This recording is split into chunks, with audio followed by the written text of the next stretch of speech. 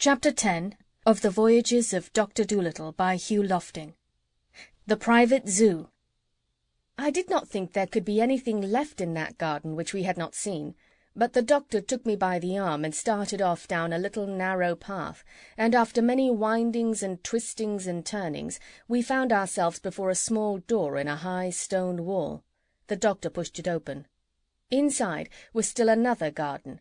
I had expected to find cages with animals inside them, but there were none to be seen. Instead, there were little stone houses here and there all over the garden, and each house had a window and a door. As we walked in, many of these doors opened, and animals came running out to us, evidently expecting food. "Haven't any of the doors locks on them?" I asked the doctor.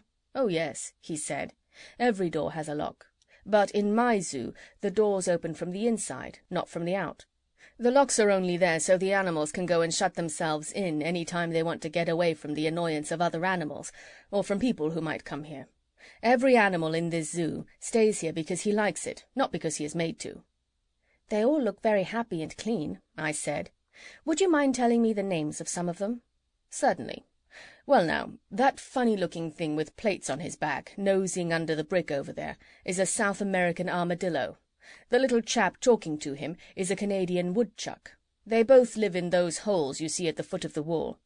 The two little beasts doing antics in the ponds are a pair of Russian minks. And that reminds me, I must go and get them some herrings from the town before noon. It is early closing today. That animal just stepping out of his house is an antelope, one of the smaller South African kinds. Now let us move to the other side of those bushes there, and I will show you some more." "Are those deer over there?" I asked. "Deer?" said the doctor. "Where do you mean?" "Over there," I said, pointing, "nibbling the grass border of the bed. There are two of them." "Oh, that," said the doctor with a smile. "That isn't two animals. That's one animal with two heads, the only two-headed animal in the world. It's called the Pushmi-Pullyu. I brought him from Africa. He's very tame, acts as a kind of night watchman for my zoo. He only sleeps with one head at a time, you see, very handy. The other head stays awake all night."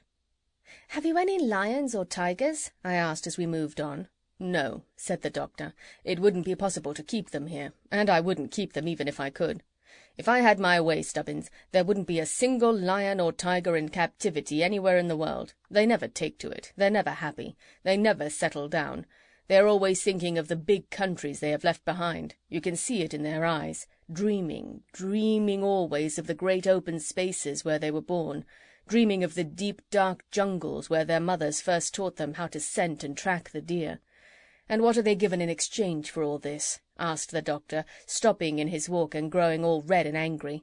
"What are they given in exchange for the glory of an African sunrise, for the twilight breeze whispering through the palms, for the green shade of the matted, tangled vines, for the cool, big, starred nights of the desert, for the patter of the waterfall after a hard day's hunt? What, I ask you, are they given in exchange for these? Why, a bare cage with iron bars, an ugly piece of dead meat thrust into them once a day, and a crowd of fools come to stare at them with open mouths. No, Stubbins. Lions and tigers, the big hunters, should never, never be seen in zoos." The doctor seemed to have grown terribly serious, almost sad, but suddenly his manner changed again, and he took me by the arm with his same old cheerful smile. "But we haven't seen the butterfly houses yet, nor the aquariums. Come along. I'm very proud of my butterfly houses." Off we went again, and came presently into a hedged enclosure. Here I saw several big huts made of fine wire netting, like cages. Inside the netting all sorts of beautiful flowers were growing in the sun, with butterflies skimming over them. The doctor pointed to the end of one of the huts, where little boxes with holes in them stood in a row. "Those are the hatching boxes," said he. "There I put the different kinds of caterpillars, and as soon as they turn into butterflies and moths, they come out into these flower gardens to feed." "Do butterflies have a language?" I asked. "Oh, I fancy they have," said the doctor, "and the beetles too. But so far I haven't succeeded in learning much about insect languages. I have been too busy lately trying to master the shellfish talk. I mean to take it up, though." At that moment Polynesia joined us and said, "Doctor, there are 2 guinea pigs at the back door. They say they have run away from the boy who kept them because they didn't get the right stuff to eat. They want to know if you will take them in." "All right," said the doctor. "Show them the way to the Zoo. Give them the house on the left, near the gate, the one the black fox had. Tell them what the rules are, and give them a square meal. Now, Stubbins, we'll go on to the aquariums. And first of all I must show you my big glass sea-water tank where I keep the shellfish." End of Chapter 10.